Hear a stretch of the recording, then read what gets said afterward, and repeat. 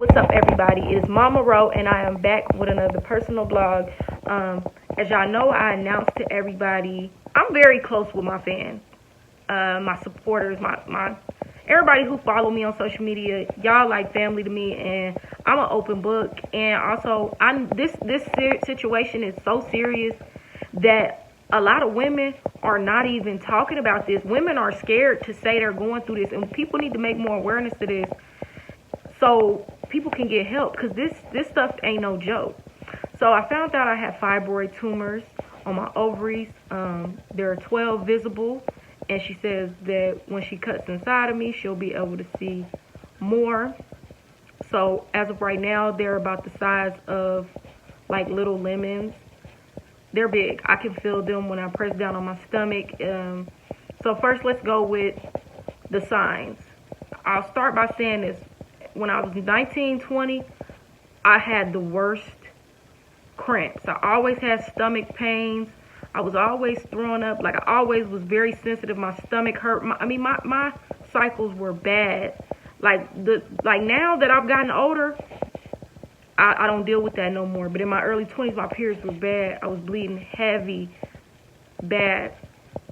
And the cramps were terrible. Like, the worst cramps you could think of. Not like your standard cramps. Like, ladies, this is pain, okay? Secondly, when I was, I'm gonna put it in this term. If I make love to someone, it hurt. It would hurt. Like, it would hurt so bad. It would be so painful. Certain positions were uncomfortable. That was like a big indicator right there. Hormonal breakouts. I was always looking pregnant. Even people, like, I made a diet change and lifestyle change, so I did really well with mine last year. I was doing really good during the lockdown. My diet, I was vegan. I did great. And then once I went back to my diet, my regular diet and my regular weight like I am now, they came back and was so painful. So it got to the point where I was like, you know what? I can't take this no more. I don't know what's wrong with me, but something ain't right. I went to the emergency room in 2018. And I'm going to tell y'all at the end of this what I feel like caused these fibroid tumors. You know, they're very common in women, and especially African American women, but I think I know what triggered them. But anyways, I went to the hospital in 2018 because I had had a long period. I would not stop bleeding. I bled for like 12 days. Now, mind you, out of my whole years of living, I've only had 2 irregular periods, and that lasts a long time. Anything aside of 5 days is not normal for me. So I knew something was wrong. They did an ultrasound on me and told me I had multiple cysts. And it didn't really click in with me, and it didn't really register with me. I'm like, okay, what is that? Like, it's benign, it'll go away on its own, because I had one in my right breast when I was 19, and it went away on its own, so I didn't think nothing of it. I'm like, oh, I'll be okay. Like, I feel fine. I just had an irregular period. Like, you know, wasn't think my periods are just bad. I know a lot of women whose periods are bad, right? Didn't know anything about fibroid tumors at all. So I went ahead and made a diet change. I printed myself out a packet. I got real serious. I got in the gym, and y'all remember when I got really slim, and I shrank them. And I know I couldn't make mine go away on my own, but I definitely shrank them and eased my symptoms. My periods were going from 5 days to 3 to 4 days. But just a total of 5 days, and it's over, and no period cramps, no pain during making love. Like, it was back fine. So after that, everybody started getting at me about my weight, telling me how skinny I am. So I was like, you know what, maybe I need to put on a few pounds. Went back to having a bad diet, which was a bad idea. Shouldn't have even been thinking about what nobody else was saying. They came back, and when I tell you it came back with a vengeance, it's bad. The second time around, I end up having that virus last year. Y'all remember I had a period that I counted, it lasted 26 days. I don't know what it was. I've never in my entire life had that. That was my second irregular period. And I am 1,000% convinced that me having that virus is what made it worse. So shortly after that, it's been giving me problems, y'all. I'm sleepy all the time. Hormonal acne.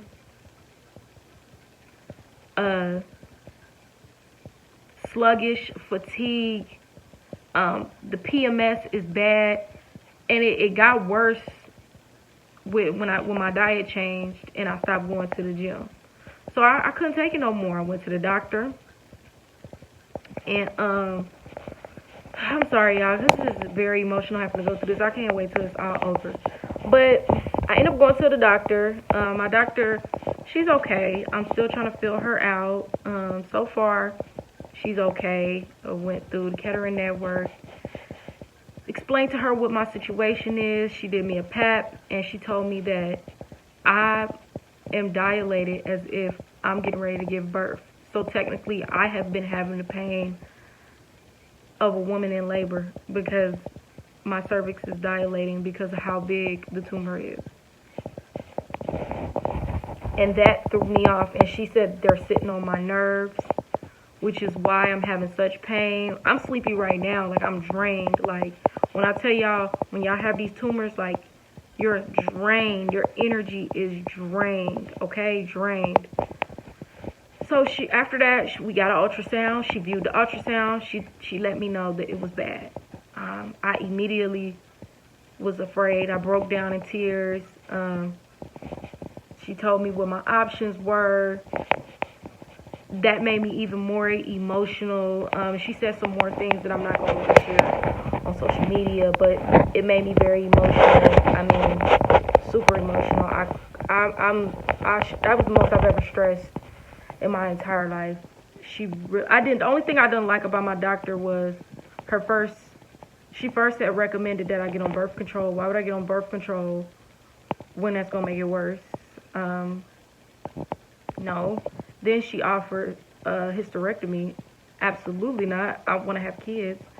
So then she said, we can do a myomectomy. We have to do an MRI first. Sent me to go get an MRI. I cried the entire time because I just couldn't believe I was in this situation where I have tumors in my body and they're the size of lemons, and all these things are hitting me back to back. My doctor is telling me all these things that can and can't happen. I mean, the emotions were crazy. Got my MRI. The doctor told me again, this is bad. And the second time she said, these things are not benign. First she told me they weren't benign, but we went in with the MRI.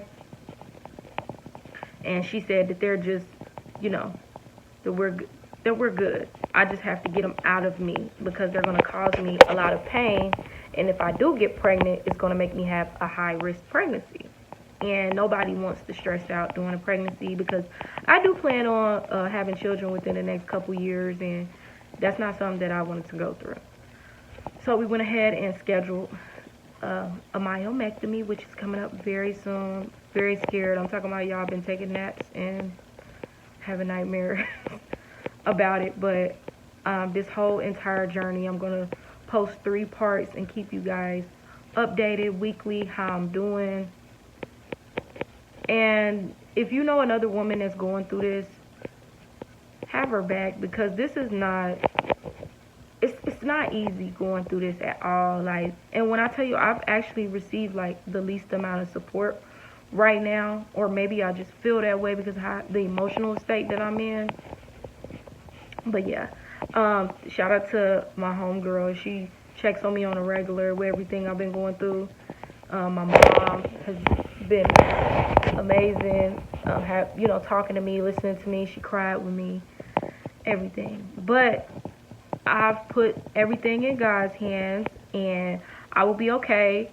So let me tell y'all what a myomectomy is. Recovery time. Myomectomy, they cut a small incision like this in your bikini line and go in and take the tumors out. So you back up. They sew you back up and you heal up. I don't care about that scar. At first, I was very worried, like I'm gonna have a scar on my body.